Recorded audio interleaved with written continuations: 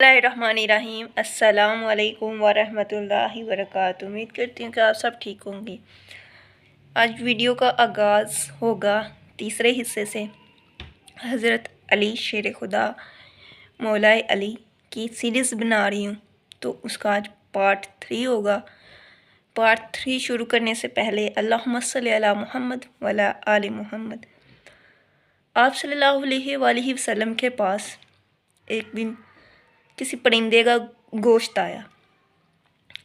आया तो आप सल्लल्लाहु अलैहि वसल्लम ने दुआ फरमाई कि अल्लाह मेरे पास उस आदमी को भेज जो तुम्हें सबसे ज़्यादा महबूब हो, सबसे ज़्यादा महबूब, जिससे तुम सबसे ज़्यादा मोहब्बत करते हो।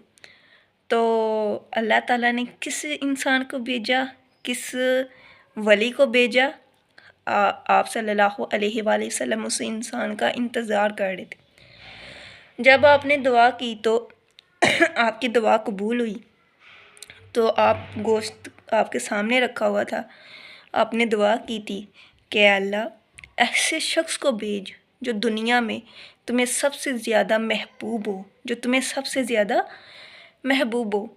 तो अल्लाह ताला किस इंसान को भेजा? हज़रत अली शेर खुदा को।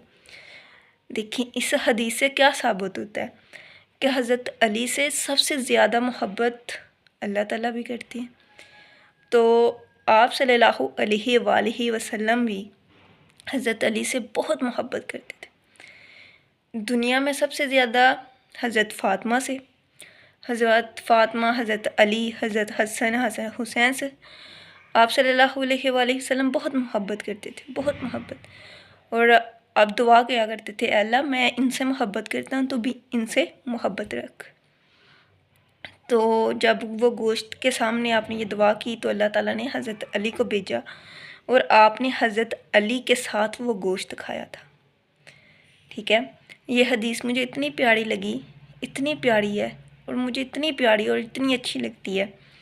ठीक है, कि आप सल्लल्लाहु अलैहि वसल्लम ने दुआ की कि अल्लाह उस शख्स को भेज जो तुम्हें सबसे ज़्यादा महबूब हो। तो अल्लाह ताला ने हज़रत अली को भेजा। तो आपने हज़रत अली के साथ बैठ के वो गोश्त खाया। जब आपका झंडा आपने किसी को देना था, किसी आदमी के हाथ में देना था, तो अल्लाह ताला ने नबी के ज़रिए एक अलग कैफियत उस वक़्त खैबर में तारी कर दी। माहौल ऐसा बन गया कि आप सल्लल्लाहु अलैहि वसल्लम ने ऐलान किया कि मैं ये झंडा उस इंसान के हाथ में दूंगा जो खैबर को फ़तह करेगा। हर इंसान, हर सहाबा इकराम के दिलों में बेचैनी, एक उम्मीद सी उठ गई कि शायद मैं भी हो सकता हूँ, शायद कोई भी हो सकता है। सब सहाबा वहाँ इकट्ठे हो गए, लेकिन हज़रत अली शेर खुदा नहीं थे आए। तो आप सल्लल्लाहु अलैहि वसल्लम ने पूछा कि अली कहाँ हैं?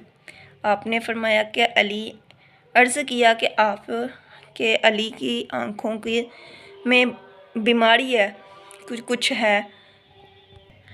हज़रत अली की आँखों में जलन हो रही थी, तो वो उस वक़्त उस मैदान में नहीं थे, मौजूद नहीं थे। फिर आप सल्लल्लाहु अलैहि वसल्लम ने पैगाम भेजा कि हज़रत अली को लेके आएँ, बुला कर लाएँ।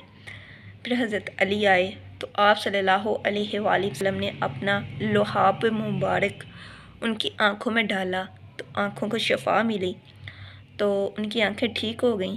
तो आपने वो खैबर का जो झंडा था हज़रत अली के हाथों में दे दिया।